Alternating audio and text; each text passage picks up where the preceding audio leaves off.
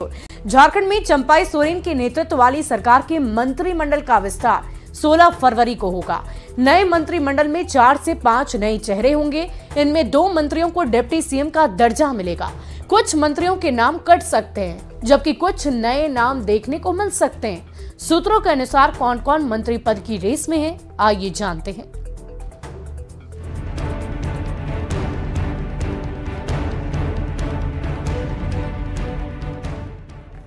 हेमंत सोरेन के इस्तीफे के बाद चंपाई सोरेन मुख्यमंत्री बने। मुख्यमंत्री के साथ 2 फरवरी को कांग्रेस के आलमगीर आलम और आरजेडी के सत्यानंद भोक्ता ने भी मंत्री पद की शपथ ली। तब से ये सवाल सियासी गलियारे में तैर रहा था कि चंपाई मंत्रिमंडल का विस्तार कब होगा और चंपाई कैबिनेट में किसको किसको मिलेगा मौका। पहले सवाल का जवाब मिल चुका है। उसके अनुसार चंपाई सोरेन मंत्रिमंडल का विस्तार 16 फरवरी को दोपहर के 3 बजे होने जा रहा है। लेकिन दूसरे सवाल का जवाब मिलना अब भी बाकी है कि मंत्रिमंडल विस्तार में इस बार किस किस नेता की लॉटरी लगने वाली है।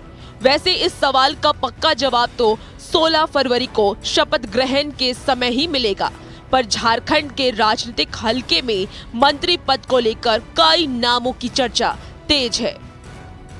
सूत्रों की माने तो चंपाई मंत्रिमंडल में 2 उप मुख्यमंत्री होंगे, एक जेएमएम और दूसरा कांग्रेस कोटे से। इसके अलावे इस बार पिछली बार से ज्यादा यानी कि 11 की जगह 12 मंत्री बनाए जा सकते हैं। माना जा रहा है कि हेमंत सोरेन के छोटे भाई बसंत सोरेन 12वें मंत्री के रूप में शपथ लेंगे, जिन्हें उप मुख्यमंत्री भी बनाया जा सकता है। हालांकि 12वें मंत्री की रेस में स्टीफन मरांडी, मथुरा महतो और सीता सोरेन भी शामिल हैं। वैसे 12वें मंत्री के नाम पर जेएमएम अध्यक्ष शिबू सोरेन ही अंतिम फैसला लेंगे।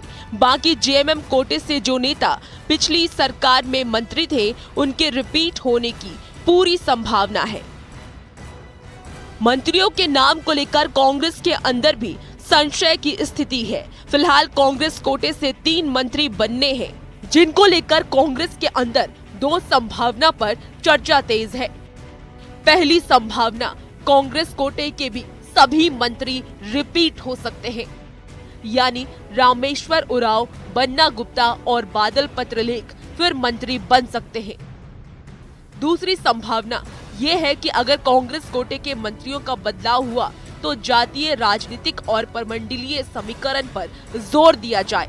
मतलब रामेश्वर उरांव का नाम काटा तो भूषण बाड़ा या रामचंद्र सिंह चेरो को मौका मिल सकता है। इसके अलावा राजेश कश्यप और शिल्पी नेहा के नाम की भी चर्चा है। बादल पत्रलेख का नाम काटा तो दीपिका पांडे सिंह, अनूप सिंह और पूर्णिमा नीरज सिंह में से किसी को मौका मिल सकता है।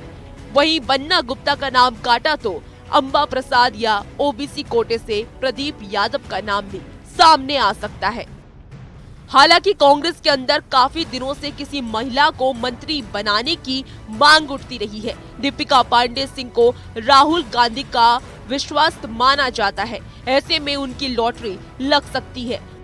वैसे सूत्र ये भी बता रहे हैं कि बसंत सोरेन और रामेश्वर उरांव का मंत्री बनना करीब करीब पक्का है। न्यूज़ 18 के लिए रांची से अविनाश और निरंजन कुमार की रिपोर्ट।